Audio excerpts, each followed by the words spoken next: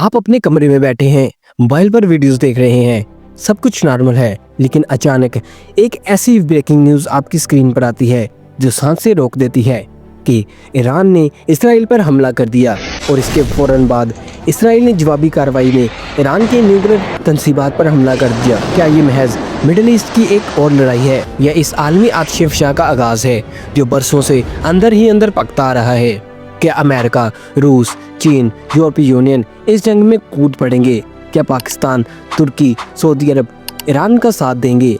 क्या हम वाकई वर्ल्ड वॉर 3 के दहाने पर खड़े हैं? ये वीडियो सिर्फ एक न्यूज़ अपडेट नहीं बल्कि एक डॉक्यूमेंट्री है जो आपको बताएगी ईरान और इसराइल की दुश्मनी कैसे शुरू हुई, किन किन खुफिया ऑपरेशन ने इस दुश्मनी को आग लगाई, न्यूक्लियर हथियारों का क्या खतरा है और अगर जंग बढ़ी तो दुनिया का क्या अंजाम हो सकता है।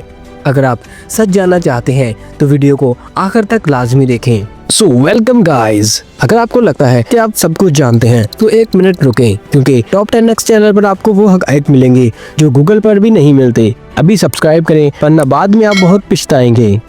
ईरान और इसराइल के दरमियान कशीदगी कोई नई बात नहीं है। ये दुश्मनी नज़रियाती भी है, मजहबी भी और जोग्राफियाई भी।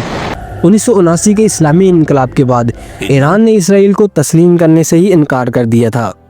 आयतुल्लाह खमीनी के बाद आने वाले हर ईरानी रहनुमा ने इसराइल को शैताने अकबर कहा। इसके बरक्स इसराइल ने ईरान के न्यूक्लियर प्रोग्राम को अपने वजूद के लिए खतरा करार दिया। इसराइली वज़ीर-ए-आज़म बार बार दुनिया को खबरदार करते रहे कि अगर ईरान न्यूक्लियर पावर बन गया तो मशरिक़ी वस्ता में ताकत का तवाज़ुन बिगड़ जाएगा। Tonight I wish to speak to you, the proud people of Iran. We're in the midst of one of the greatest military operations in history, Operation Rising Lion. The Islamic regime, which has oppressed you for nearly 50 years, threatens to destroy my country, the State of Israel. The objective of Israel's military operation is to remove this threat, both the nuclear threat and the ballistic missile threat to Israel. पिछले 20 सालों में Israel ने Iran के nuclear पेशरफ्त रोकने के लिए खुफिया operations का सहारा लिया।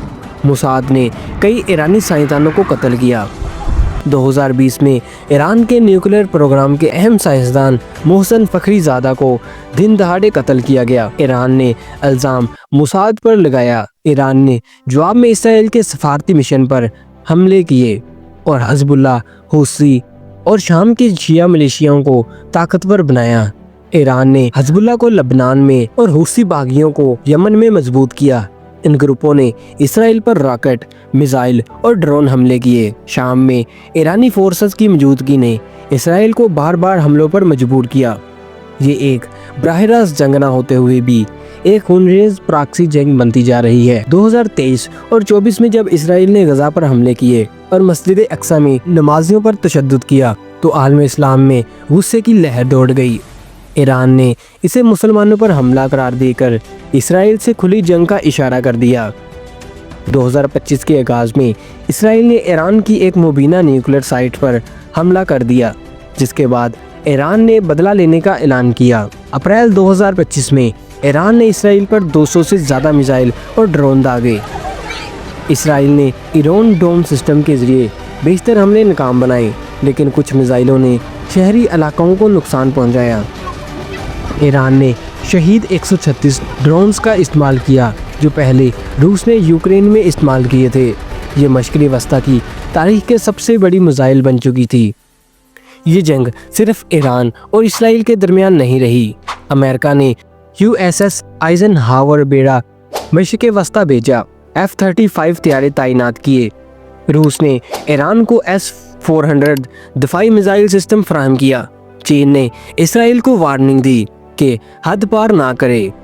和伊朗的军事冲突已持续1周，呈现出愈演愈烈的态势，不但给两国人民造成巨大伤害。 इसराइल और ईरान के साथ साथ दुनिया की बड़ी ताकतें भी मैदान में आ चुकी हैं। ईरान ने 90% तक यूरेनियम अफजूदा किया है, जो न्यूक्लियर बम बनाने के लिए काफ़ी है। इसराइल के पास 80 से ज़्यादा न्यूक्लियर वारहेड्स होने की रिपोर्ट्स है, अगरचा वो इन्हें तस्लीम नहीं करता। अगर एक भी न्यूक्लियर हथियार इस्तेमाल हुआ तो पूरा मशरिक़ी वस्ता राख बन सकता है। ये जंग सिर्फ इंसानों के दरमियान नहीं बल्कि मशीनों के दरमियान भी है। ईरान AI गाइडेड ड्रोन्स का इस्तेमाल कर रहा है इसराइल ने भी खुदकारी AI टारगेटिंग सिस्टम से ईरानी रडार को तबाह किया।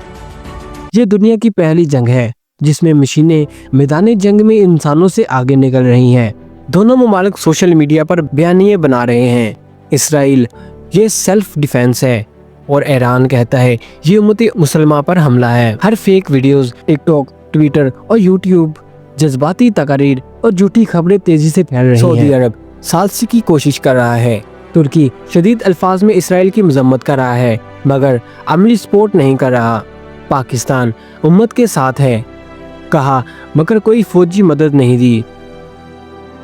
मुसलमान ममालिक जज्बाती तौर पर ईरान के साथ हैं मगर मैदान में अभी तक उतरे नहीं। आलमी मईशत का बहरान, तेल की कीमतें दोगुनी हो चुकी हैं। स्टॉक मार्केटें शदीद गिरावट का शिकार हैं। यूरोप और अमेरिका दहशतगर्दी के खदशात से परेशान है। अगर जंग जारी रही तो दुनिया को मुआशी, माहौलियाती और इंसानी सतह पर नाकाबिल खिलाफी नुकसान हो सकता है। या वर्ल्ड वार 3 शुरू हो चुकी है। ये जंग फिलहाल इलाकाई है मगर दुनिया की बड़ी ताकतों की शमूलियत इसे एक आलमी जंग में तब्दील कर सकती है।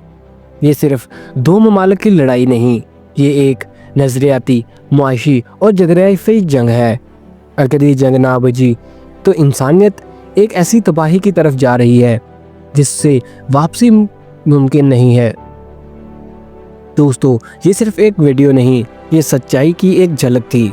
अगर आप समझते हैं कि दुनिया को सच, अमन और शऊर की ज़रूरत है तो इस वीडियो को ज़्यादा से ज़्यादा शेयर करें ताकि ये पैगाम हर इंसान तक पहुँचे। अगर आप चाहते हैं कि हम आपके लिए मज़ीद ऐसी तहकीक पर मबनी डॉक्यूमेंट्रीज़ वीडियोज़ लाते रहें तो हमारे चैनल टॉप 10X को अभी सब्सक्राइब करें और बेल आइकन को ज़रूर दबाएं। कमेंट्स में हमें अपनी राय बताएं, क्या ये जंग तीसरी आलमी जंग बन सकती है और अगर हाँ तो दुनिया का मुस्तकबिल क्या होगा। हम जल्द आएंगे एक और चौंका देने वाले इंकशाफ के साथ। तब तक के लिए stay aware, stay safe, stay United.